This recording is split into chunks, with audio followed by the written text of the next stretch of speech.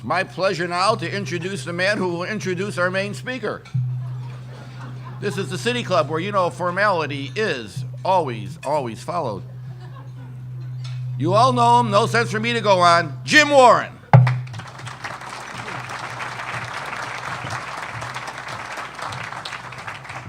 You see on that placard, my evil brother David Warren is supposed to be here. If you ever find a David Warren, tell me. First, thanks very much to all of you who gobbled up these tickets in just a couple hours with a waiting list of something like 1,000.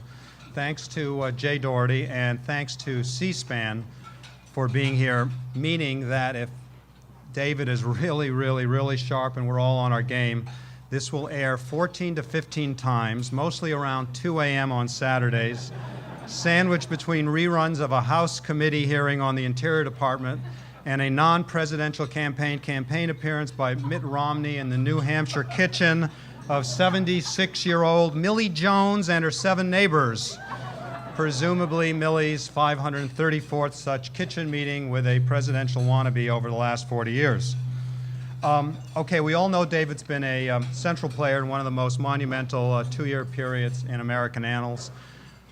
Recession, the stimulus, bailing out auto companies, healthcare legislation, wars in Iraq, Afghanistan, and Libya, among other matters. Unfortunately, much of the internal evidence of what went on involving him will be, due to executive privilege, unknown to us for many years until the Obama administration has gone. Memos, emails, disputes over key policy, and so forth. So we must scour elsewhere for insights. Remembering that this is a man critical to a period likened by historians to the New Deal, I found a few indisputable and revealing examples of his writings. April 10, 1981, he wrote, and I quote, "A $375,000 survey ordered by the Byrne administration at taxpayers' expense to determine how Chicagoans feel about city services includes a series of political questions about the public standing of the mayor, aldermen, and Democratic committeemen, the Tribune has learned." David went on to inform us both that the firm doing the work was not listed in the phone book and that Harry Sikorsky, the commissioner of the Department of Neighborhoods, refused to turn over the phone number. Said Mr. Sikorsky, quote, "What would have happened to the Wright brothers if the press had gotten to them before they got off the ground? Give us a few days, will ya?" Sort of, I think of it like asking the CIA if it's in Libya, "Hey, give us a few days." May 31, 1984 brought this. Alderman Edward Burke, 14, found a way out of a political bind Wednesday, vowing to drop his lawsuit calling for Mayor Harold Washington's ouster if the General Assembly changes a state law that the mayor violated. Burke said he intends to return to Cook County Circuit Court Judge James Murray to press his contention that Washington forfeited his office by filing a statement on his finances 3 weeks after the April 30 deadline. Jeez, imagine that. A Chicago alderman named Burke being seen as trying to somehow undermine a sitting mayor, or maybe a prospective mayor, by claiming a violation of state or local ordinance like, say, a residency requirement. And finally, on opening day today, but on August 5th, 1981, an abiding passion of our guest was most vividly underscored with this evocative dispatch. Fred Topple woke up before dawn to take his place at the front of the line. Dave Johnson stayed up all night to make sure. There has been no baseball for 54 days, and they were not going to miss out on their first chance to see a live Major League game. They are fans in need of a fix, and they said even a sleepless night was not too much to pay for a chance to buy seats for the home-and-home series between the Sox and Cubs on Friday and Saturday.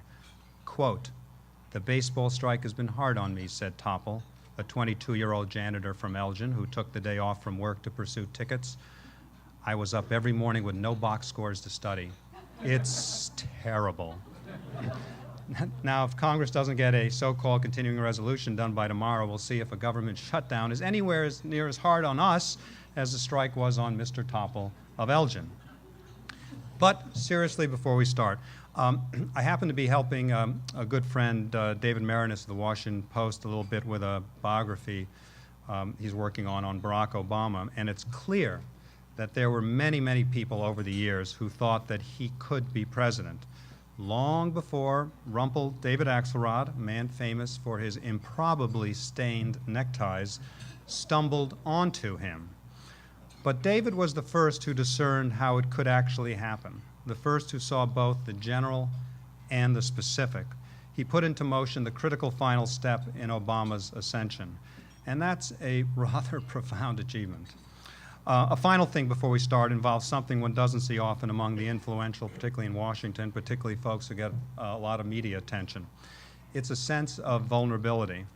In his case, it goes far beyond his love, say, of basketball, and according to highly placed sources from his Trib days, skilled passing and defense that twinned with an allegedly rather oddly executed jump shot that was a stylistic precursor to Joakim Noah of the Bulls. And for our C-SPAN audience that doesn't get that, I can only say go to ESPN. During his bachelor days, David once moved from Hyde Park to Rogers Park, then moved back the very next day because he so hated change.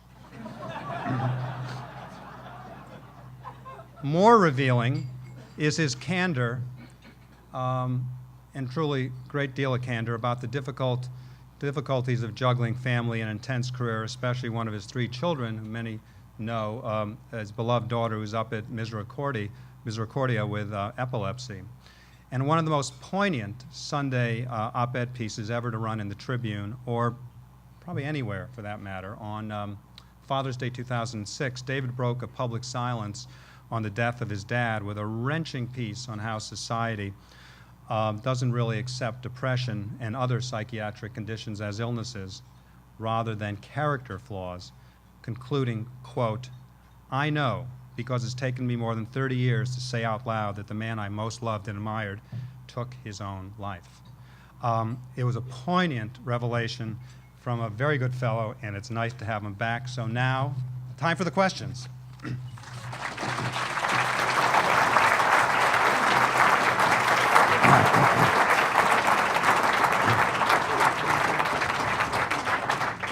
I feel a little bit like Woody Allen. There's a scene near the end of the Bananas where I think he plays both the trial lawyer and the witness being questioned. Really? Because I feel like Lily Tomlin sitting on this chair.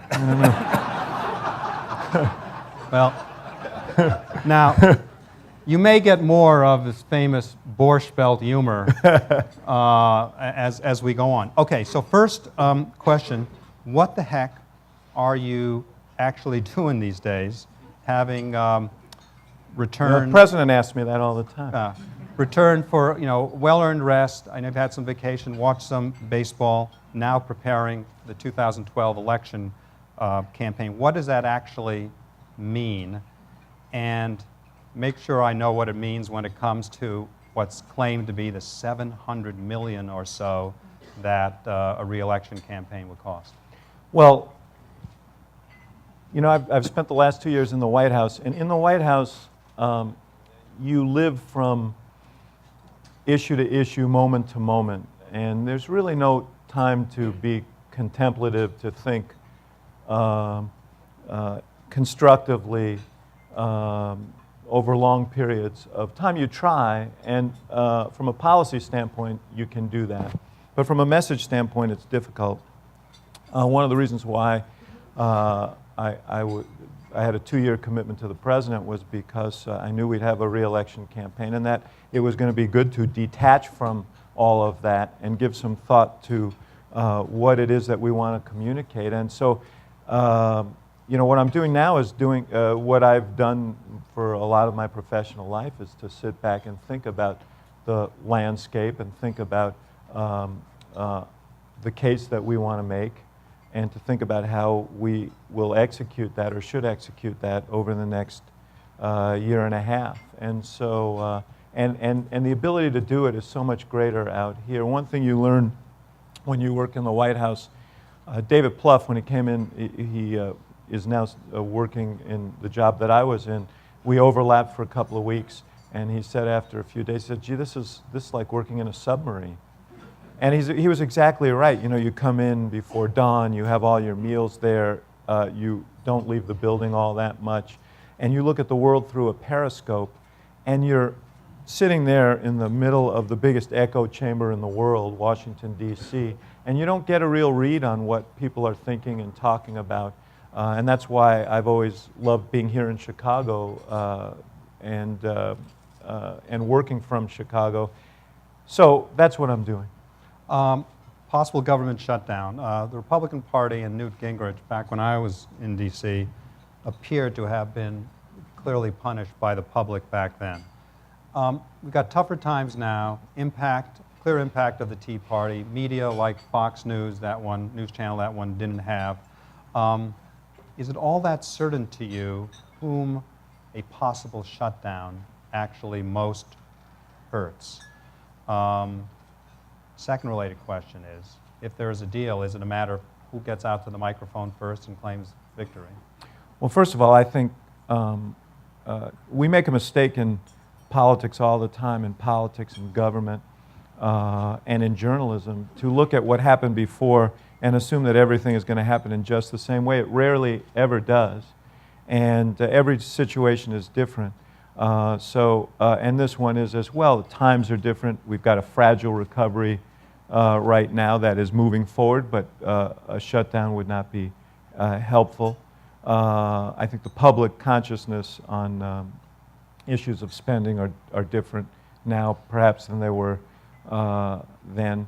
I mean, there are obvious parallels. But the important thing is we shouldn't be thinking about it in terms of who it helps and who it hurts politically. It's bad for the country to have a shutdown. And that's part of the, I was talking about the dynamic in Washington and the dynamic in what I call America, and how different they are.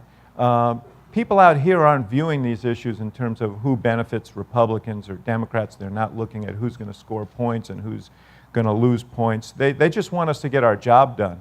They want us to get, they want us to do the work. And that's what, frankly, the president has been very focused on trying to work through this in a reasonable way. As you know, Jim, he ultimately met the Republicans more than halfway on this. The problem here is that you have a group of Republicans who've attached riders to the budget that are, frankly, ideological in nature, zeroing out Planned Parenthood, gutting environmental protection, so on. These have no place in this budget debate, and they've become obstacles to solving it. And it speaks to a larger issue that we've seen in our politics. This could take the rest of the time, so if you want to take a break, I'll. Remember, it's C-SPAN, so everybody here can leave. C-SPAN will remain.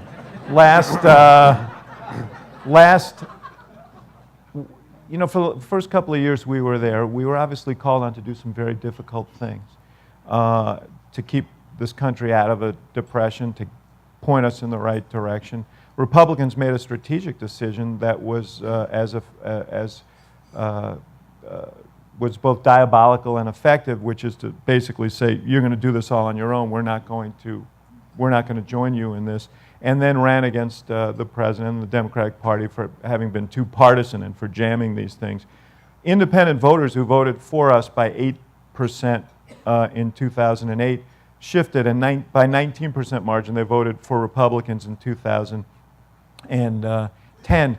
But they didn't vote for more partisanship. They didn't vote for more ideology, and yet paradoxically, they swept in a very partisan ideological group. You saw this up in Wisconsin with Governor Walker there. Everybody in America knows we have to cut the budget, cut budgets at all levels of government. State workers up there made concessions and want to be part of the solution. So we'll cut our health care, we'll cut our pensions. And he wouldn't take yes for an answer. And these independent voters are now looking at this and saying, well, this isn't what we signed up for. So there's a parallel, and you saw it reflected, by the way, the other day in a little noted but important election up in Wisconsin where a Supreme Court candidate who was like 30 points behind 6 weeks ago ended up beating a sitting justice. First time an elected justice of the Supreme Court in Wisconsin was defeated in 41 years. principally because he was an ally of Walker, or perceived that way. So that gets back to your question on this. I think the American people want us to solve this problem. They want us to, they do want us to cut spending. They want us to do it in a responsible way. They don't want this debate to become a vehicle for ideological agendas on either side. And I think there's a recognition on the part of some of the Republican leadership that that's the case, but they've got to manage their own caucus, and that's what you're seeing now. Speaking of spending, the President's Debt Commission came out with a very clear set of policy proposals, including substantial cuts via serious changes in entitlements. But the Obama budget reflects virtually none of those Commission recommendations. Why? Well, first of all, it doesn't represent none of them. I think there were a number that have been adopted, but there's no doubt that there's a larger discussion to be had, and the President has said that. And he said we have to do this in a sequential way. Let's get, last year's budget business done.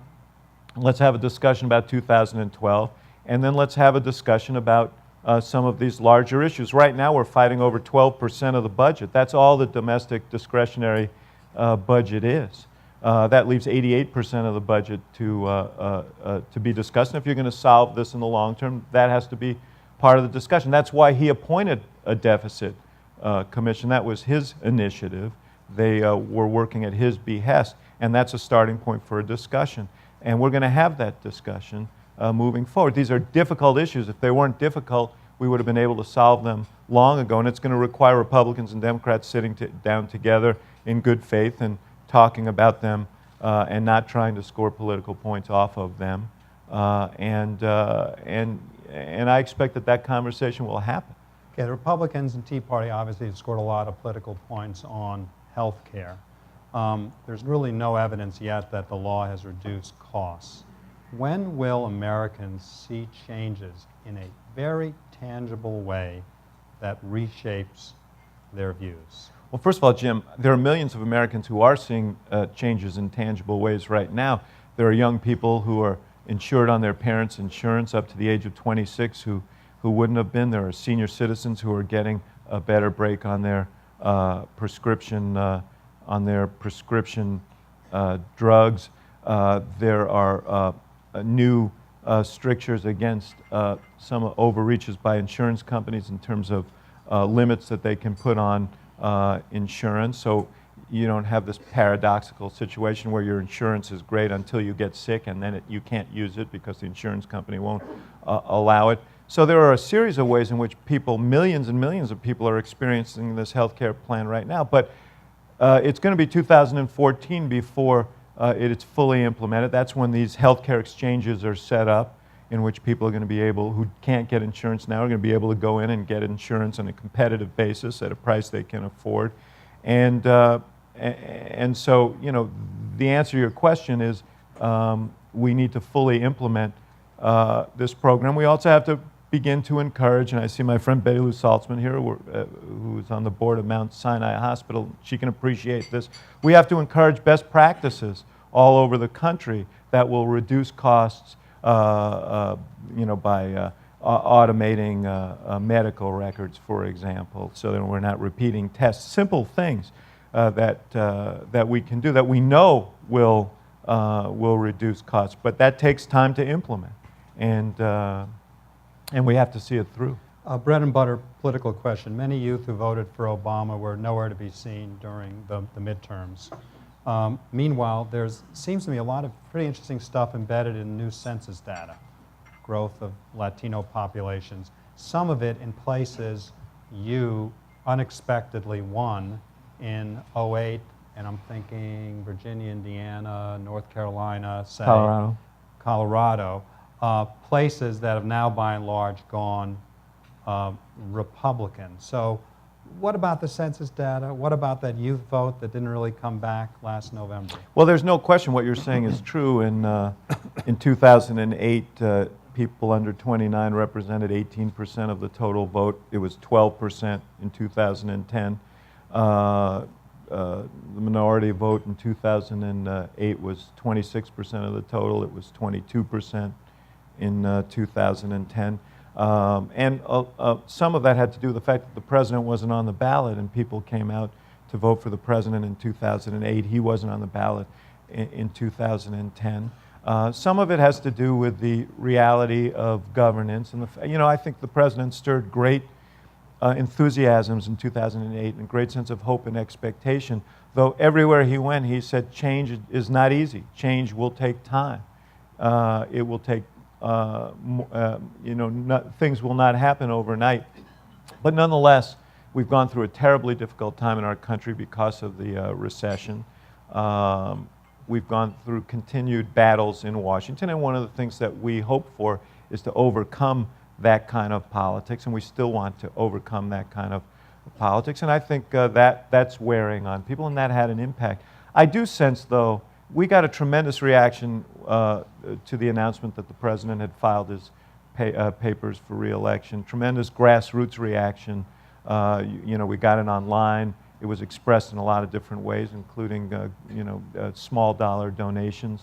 And I think there is a real sense on the part of people who maybe didn't participate in 2010 that there are real stakes in 2012. And certainly the way some of these Republicans have behaved in the states and at the national level has reminded people that there are stakes to elections and that we have to participate. Robert Kennedy said the future isn't a gift, it's an achievement.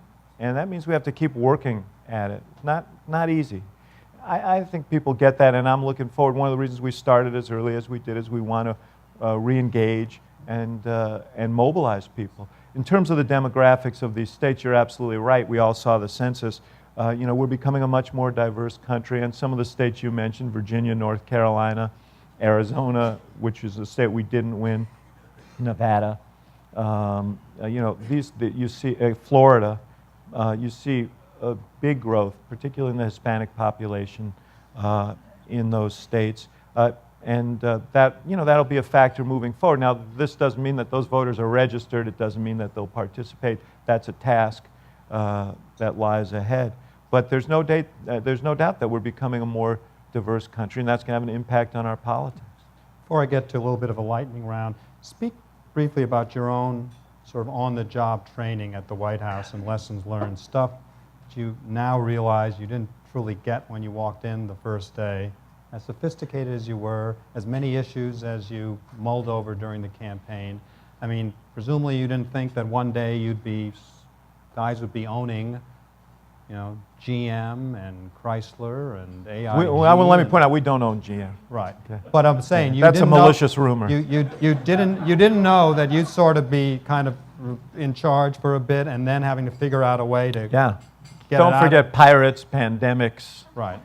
A lot of things you never expected to deal with. Just give an example or two of kind of real steep learning curves for you. Well, first of all, you say how sophisticated as you were and so on. You realize how unsophisticated you are when you arrive there. And the difference between when you work for the president and when you are the president, you have to deal with everything. You can't deal with one thing. The White House is filled with experts on different subjects. But the president has to be on top of all the subjects, and those who work for him have to try and keep up. I have to tell you, and I'm talking to a hometown crowd, so this probably won't be shocking to you, but there wasn't a day that I was there. This is an aside. I'll get to your question. There wasn't a day that I was there that I wasn't not just proud to work for Barack Obama, but grateful that he was there, because these problems are so complicated. He always says, if it's easy, it never gets to me. I mean, they're so complicated. They're so complicated, and and what was remarkable was to watch the way in which he worked through these issues in a thoughtful way, not in a dogmatic way, always asking the right questions and making judgments that he thought were best for the country, never kind of losing his footing. It was remarkable because what gets thrown at you is just extraordinary. And what I learned is how much I didn't know. I mean, I know more about economics. I know more about pandemics. I know more about deep sea oil drilling, sadly, than I ever thought I would. Every single one of the great things about working in the White House, and one of the daunting things, is that every single day you're confronting things that are new in some ways and that you haven't thought about deeply before, and you are pushed to learn about them and learn about them quickly, and it's big. On this issue of it's a great experience, I should say. Of course, it's big. On this issue of stuff that you have to deal with, there were days, particularly at the beginning, when each day we were grappling with what was the possibility of another depression, and that's what Larry Summers and the economic guys were telling us, is a 1 in 3 chance that we could slide into a depression, which is something you never ever anticipated hearing. You thought that was part of history, and here you are, you're dealing with it, and then on top of that you overlay the wars, you overlay things like pandemics, one day I just said to the president, "Well, I wonder what it'd be like to be here in good times." And he smiled and patted me on the back, and he said, "Don't kid yourself, if things were good, we wouldn't have gotten the job." And so, speaking about things that you confronted, so this will a little bit of, as I said, lightning round, and make this short and sweet. As you can say, that's not my forte. No. Most single interesting international figure you've now met? I think I may have mentioned to you once that I would travel to Russia with the president, and he was meeting with the Prime Minister Putin, and the meeting went long, and so they asked me to sit with Mikhail Gorbachev, who the president was supposed to be meeting with until the president got there. So I spent 45 minutes with him, and that was an extraordinary experience, just understanding the role he played in history, and then hearing his stories, particularly about Ronald Reagan. And one of the most interesting and somewhat poignant stories, he really liked Reagan. He had affection for him. He said he started off thinking he was an imbecile, and came to change his view. And he said, and I know Reagan started off thinking that I was a menace, and he changed his point of view. But he said he'd sit in bilateral meetings with Reagan, and George Shultz would be sitting next to Reagan as Secretary of State. And he said every once in a while Reagan would go off on a kind of rhetorical flight of fancy, and Shultz would lightly place his hand on Reagan's hand, and Reagan would stop speaking. And then, so it was, but he talked a lot about the great things that they were able to do together, and it was inspiring. And he was a really interesting guy. So, I've met a lot of fascinating people, but in terms of foreign leaders, that was really an interesting moment. Here's a truly pedestrian question. What's the neatest, high-tech benefit of being at the White House or traveling with the president? I mean, do you get to sneak into friends' bank accounts under the guise of national security? How good is the phone reception on Air Force One? What? On that subject, I think I owe you a few $1,000s. I was a little short. Oh. We don't sneak into people's bank accounts. But it is kind of, obviously Air Force One is Air Force One, but the ability to reach anybody in the world, if you pick up the phone and say, I want to talk to somebody, they'll find that person, and that is, that's kind of that's a benefit. But when you're in the White House, any information you want, you can get, fairly quickly, and that's, with events breaking all over the world, that's not just interesting but valuable. Since we're just among friends and no one's going to repeat anything here. We are among friends. I look around this room and I see people this is your life for me. I met Bernie Judge back in the corner over there was my first city editor at the Chicago Tribune. I always say I went to college at the University of Chicago and I was educated at the Chicago Tribune, and Bernie was one of the great educators for me. So, but I can point to people all over this room who meant something to me in my life. So we really are among friends. I can't speak for the C-SPAN people. No, I'll deal with them. Okay. The most exasperating member of Congress you met. This is an intelligence test, right? I'm obviously not going to answer that question, but in case you don't recognize an evasion when you see it. But what I will say is this. The world of politics, and certainly Congress, divides itself into two categories. People who run for office because they want to do something, and people who run for office because they want to be something. And the second group is more numerous than the first. And there's a disconnect sometimes because of that. Because if your mission is to try and get something accomplished, and it involves expending political currency to do it, and this president has proven time and again he's willing to do that, there are those who say, that's nuts. You know, this isn't polling well. I mean, I went into a president many times with polling numbers on things that we were working on that were not very encouraging. And if you just did connect the dot kind of decision making, you'd say, well, we're not going to do this. And, you know, thank God for the country, that's not how he's operated. But when I went in, you know, I'll give you an example, which was the auto intervention. People were you know, not for that. Even in the state of Michigan, people weren't for it. They weren't for it because they felt that for decades the American automakers did not make the kinds of decisions they should have in order to make their industries competitive. And so why should they get bailed out from their own mistakes? On the other hand, we were sitting in the middle of a very deep recession. If two of the big three automakers disappeared, hundreds and hundreds of thousands of jobs would disappear with them, not just their workers, but the ancillary industries and small businesses that supported it, dealerships and so on. And you know, the president said, look, I appreciate that, but if they are willing to rationalize their businesses and make themselves competitive in the 21st century, we ought to help them do it, because it would be a tremendous blow to a lot of communities and to the country to lose them. And now you've seen GM has had its most productive year since 1999. They've added tens of thousands of workers, and it's a whole different picture. But had he done what some members of Congress would have suggested, he would have let it go, because it wasn't, on first glance, good politics to do what he did.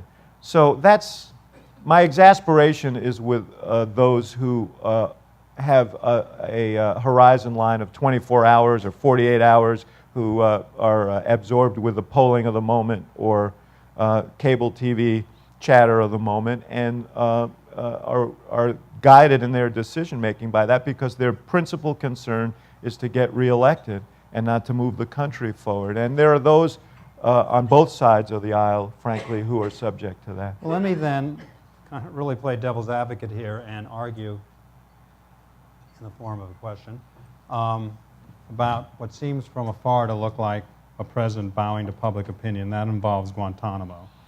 The president said he'd close it during the campaign, said he'd close it a couple of days after the inauguration. For those who've sort of forgotten about it, there are guys who are on Guantanamo, been there for 9 years, not charged with any offense. There are at least 75 people who the Justice Department concedes it has no evidence against. They will never come to trial, and they're just sitting there on Guantanamo. There are about 170-something left there right now, stuck. Now, the president clearly got shafted in a way, as the Republicans threw in an amendment to the defense authorization bill that says basically now 1 dime of your money can be spent moving any of those guys. So they're stuck. But why wasn't that something that he, former USC law professor, who knows that this is morally outrageous, Why didn't he say, no, I ain't going to sign that because those guys got to get out of there? Well, let me say a number of things about that. First of all, there is this institution, as you mentioned, called the United States Congress. And under our system, they have some authority here. And they've exercised that authority, and they've exercised it in contravention of the pleas that the President and others have made. We wanted to close Guantanamo because it was and remains a hindrance to what we're trying to accomplish overseas. It's a negative symbol, and in that sense, it doesn't enhance our safety. It detracts from it, and that's why we wanted to move remaining prisoners from Guantanamo to Thompson, Illinois, and into another facility there. That's and the United States Congress has blocked that and has made it more difficult in terms of where the venues in which these folks are going to be tried. But I will say, Jim, so we're proscribed from it, and so then it becomes a matter of, do you try, for example, Khalid Sheikh Mohammed, who allegedly masterminded the 9/11 massacre, or do you just sit in a holding pattern, a stalemate, and not give justice to those who've lost their loved ones, in that catastrophe, in that crime. So the administration and the Justice Department decided to move forward. But there's a qualitative difference between where we were in January of 2009 and where we are today. We didn't even have case records for most of the people in Guantanamo. It took months and months and months just to reconstruct who they were, why they were there, what the appropriate disposition of them should be. So we went through that process. Some of them have been transferred overseas. Others are in the process of being charged and tried. And there is this category of people who are there who there is not evidence to try them, but there is plenty of ample evidence that they represent a threat to the country. And how to deal with those has been those people a very thorny issue, and the President and the Justice Department have tried to develop a protocol for dealing with that gives them some form of review. So these are difficult issues that we walked into and have to try and resolve, it in the real world. The President is not a University of Chicago law professor. He's President of the United States, and he has to deal with the many challenges that this poses. He has to do it consistent with our Constitution and our values, and our Constitution includes the separation of powers. So he's doing the best he can with a very difficult situation. Let me take you back to West. That was the lightning round. Yeah, no. One more than the lightning round, and the last one is. Try and do better. As much as frequently. You can't ask questions like that in the lightning round. No. As frequently it's as like that's like if you were a tree, what kind of tree would you be? That's not. Tell me about Guantanamo. He's quickly. Here I am, defensive about lack of nuance. Oh my God. Sorry. Okay, for the next hour and a half, could you just tell us? Yes, cancel your afternoons. As much as you've brought up the D.C., particularly media echo chamber, were there nevertheless lots of times sitting in your office that you couldn't avoid putting on your jacket, and whether it was you going on in front of a camera real quickly or getting somebody else in front of the camera, that it just became a reality of your life, even when you knew more than maybe anybody else in the country outside the West Wing that the story was BS? That's a lightning round question? No, I say an hour and a half. Oh, this is an hour and a half question. Actually, that's a question that involves more thought than I can give on this stage. If you're asking me if I went out and if I was bullshitting people No, on no, television. no. No, when there was something you knew was, and Oh, your listen, I natural think that, let me tendency just say this was about, not to say about anything, that. but There is no doubt that look, the hardest thing, among many hard things about the presidency, at least if you're in the seat that I was sitting in, is discerning what is real and what is not real. Because every day is election day in Washington, every day. And every single day something crops up and everybody says, this is going to define the administration. I mean, how many days did we go through last spring after the oil leak where we were told this is the defining issue of the Obama presidency, Obama's Katrina, this will, you know, and how many people here, how many of you were talking about that over your lunch today? How many people are talking about that today? It was important, and for the people down there, it was a terrible thing.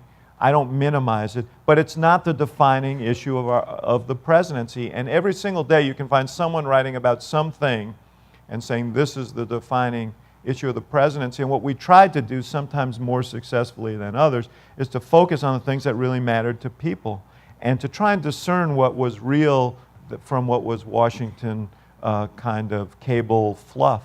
But I can't say that we were always successful in that. You do get drawn in, and that's why it was a relief to me in some ways to come back out here where people are talking about real tangible things that affect their lives, and in many ways find the whole Washington conversation an abstraction.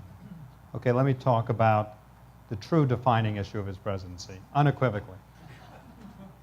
Obama, if you look at his history, has a history of avoiding traps very adroitly, traps that life sets out for him. Huge family dysfunction, particularly with his dad, being black in America, coming out of, you know, what some would see as ethically suspect world of Chicago politics, potentially getting stuck in Springfield as a legislator, losing to You're Bobby, like, you better ask the question because you're like insulting everybody in this room. losing.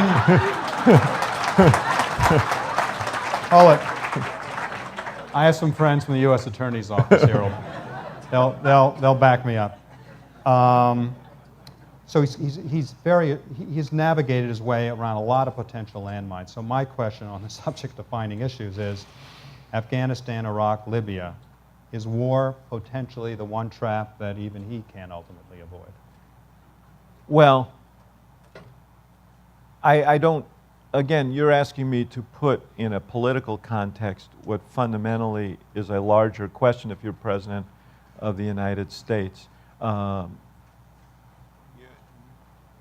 think most Americans are weary of war. It's been, you know, costly in terms of lives and treasure, and yet they also feel strongly that we need to do what we can to protect our own security, and the president needs to balance these things. He ran for office promising to end the war in Iraq. By the end of this year, we'll have our troops home. We've brought 100,000 home already.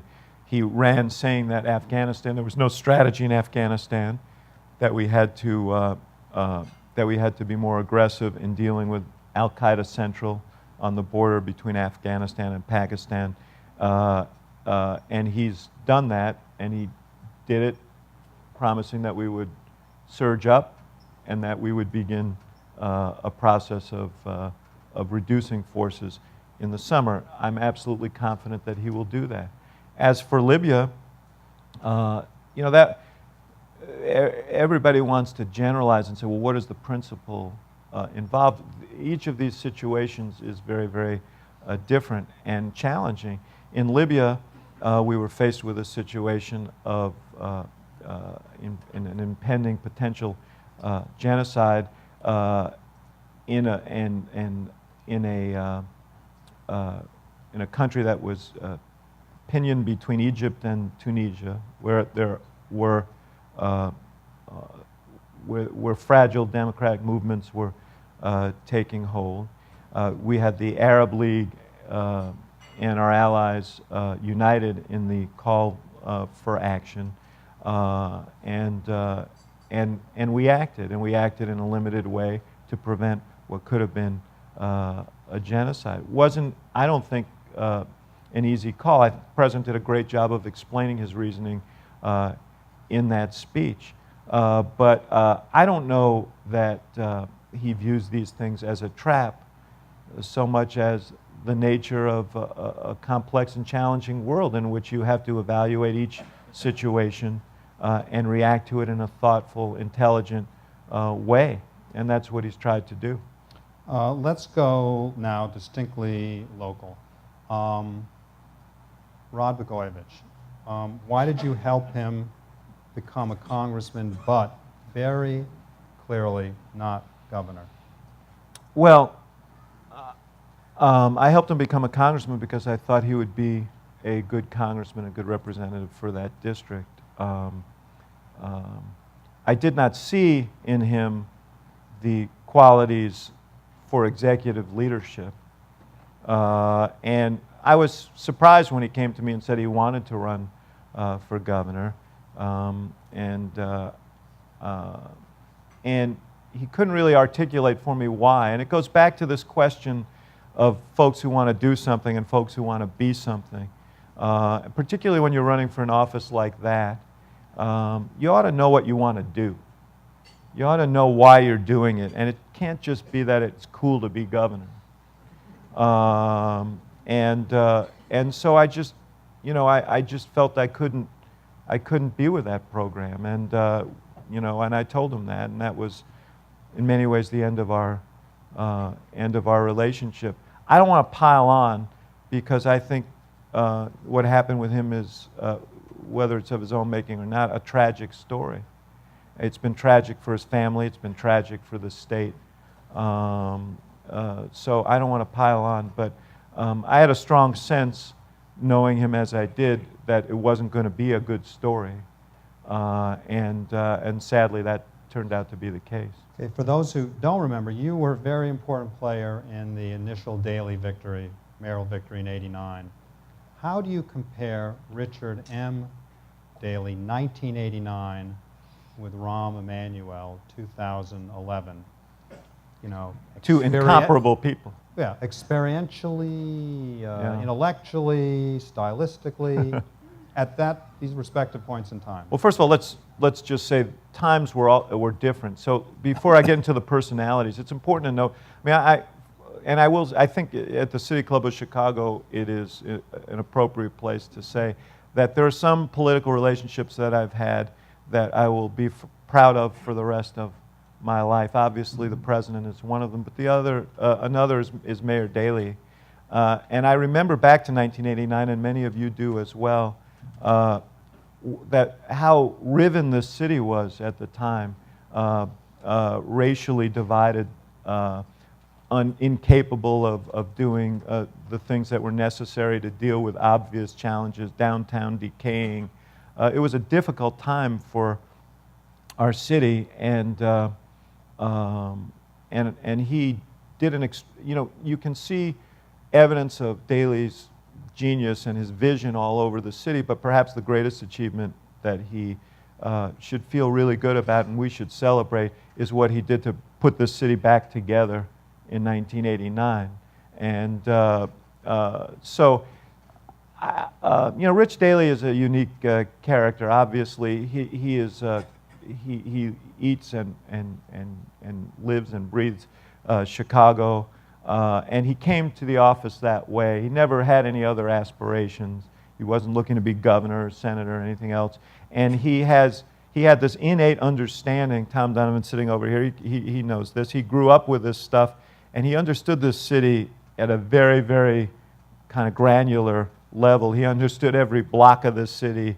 He understood the neighborhoods, and he has and had a genius for cities generally.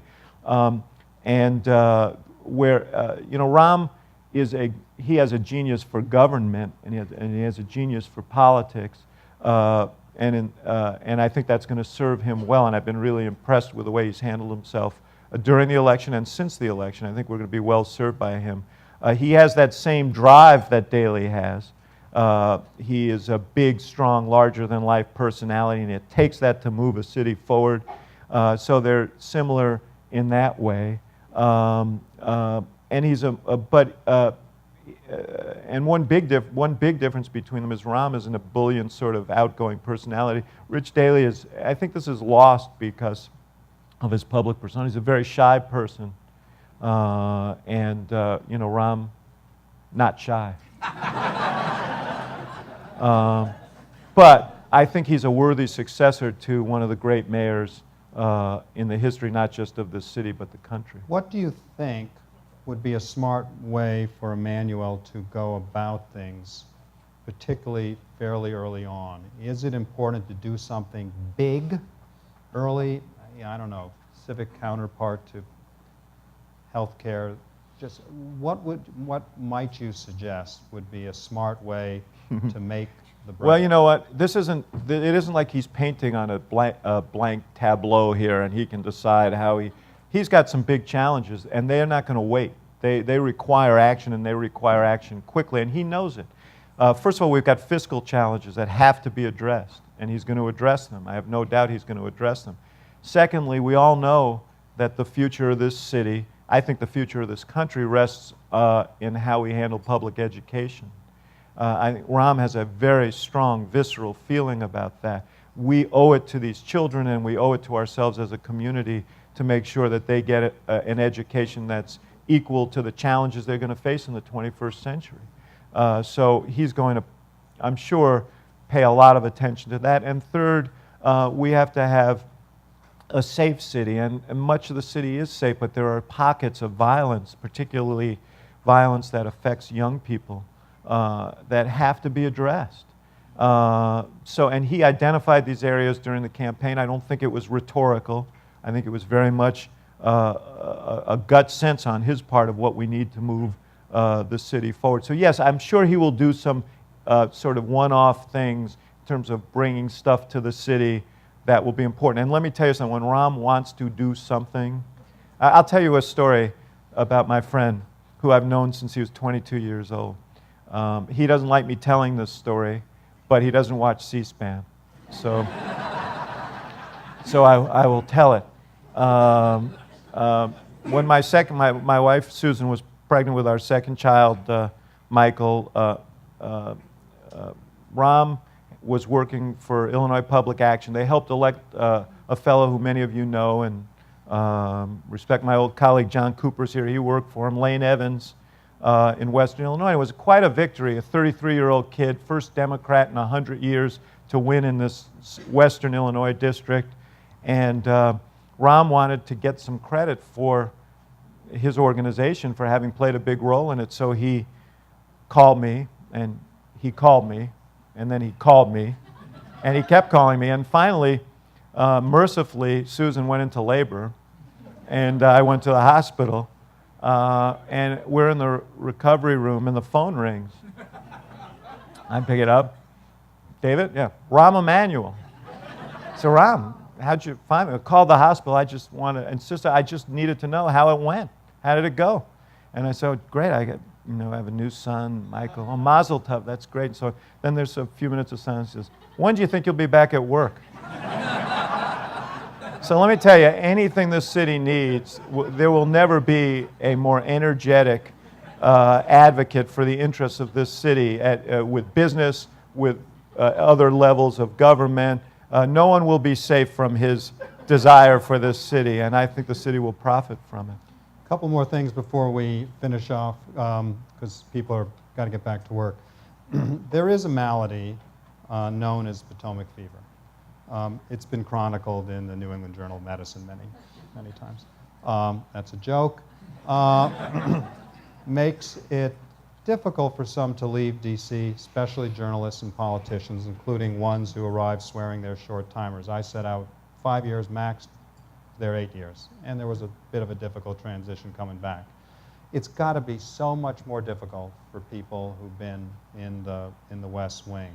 Though presumably you can pick up the phone and call anybody you want anytime, the president, possibly Bill Daley, anybody in the White House. Are you still having any sort of, what you call it, withdrawal problems in not being in quite the same information loop? Yeah. I mean, not seeing exactly who just went down the hall into the Oval Office, which nobody else in the world would know, ever maybe. Right. You know, not knowing exactly who the president was on the phone with 10 minutes ago. You know, talk about that. Well, look, anybody who tells you otherwise is lying. I mean, it is a narcotic, you know, it's energizing to be in the nerve center of the world and to be in that information loop, beyond which, you know, I loved my colleagues there, including the president, and to be in such close proximity and to work with them on a day-to-day basis was a great pleasure. But I always referred to myself when I was in Washington as a Chicagoan on assignment. And I always knew I was coming home, not just to family and friends, but to a real place. And I think that it's important. I always say about Washington what my mother used to say about me when I was a child. She used to say, "I love you, I just hate the things you do." And I love the people. There are many, many great friends and associations I have in Washington, but I don't like the pathology of the town, and I love being here in a place that is frankly healthier and more real. So yes, I very much miss that. There is withdrawal, but I feel very grounded being home. I just want to say one thing, because we are finishing up, though. I know we have a lot of problems and challenges as a country, and we all are aware of it. But I always think about this experience I had when I think about all the great experiences that I had working for the president. One that stands out in my mind was in July of 2009, I got to travel with the president, as I mentioned, to Russia. And when we arrived, there was a ceremony. Now understand that my father was an immigrant from Eastern Europe, fled the pogroms. His family spent 4 years trying to get to America because they believed that this was a place where they could practice their faith freely and where they could pursue their dreams. And now here I am standing with the President of the United States, watching the Russian military band play our national anthem.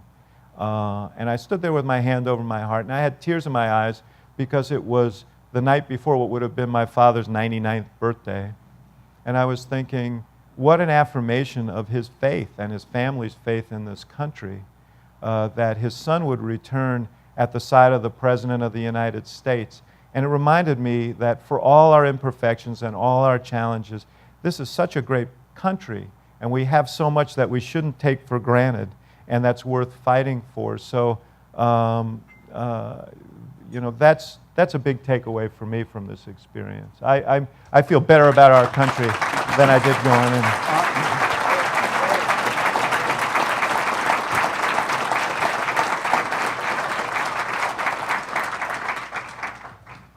I had a couple more questions, but they'd be Yeah, so we'll do the lightning round later. They'd be totally. Can we? Do we have time, Jay? You tell me. It's 1:30, and I'm sure David would want to stay and answer more questions. But we really we have a rule at 1:30, unless you all agree to go to overtime. I don't want you guys putting this up to a vote. That could be humiliating. Okay, the leader here says 2 fast ones. Here, we'll just take a break, Jim. Take a break. Fine. Real quick. Oh, the one question that was handed me by your good friend Bob Reamer: when are you going to write your book? I'm busy right now. You're busy right now. Someday I hope to do that, but I've got a task ahead of me, and I'm going to devote myself fully to it for the next year and a half, and that's to see to it that our friend gets reelected. And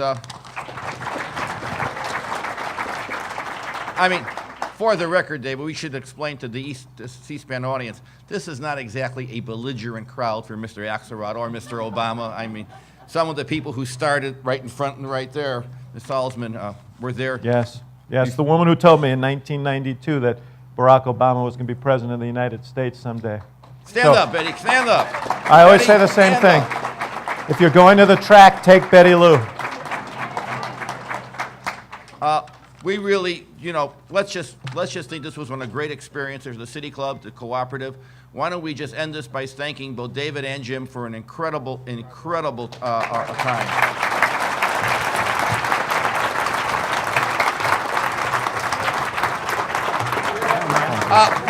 Thanks. David and Jim.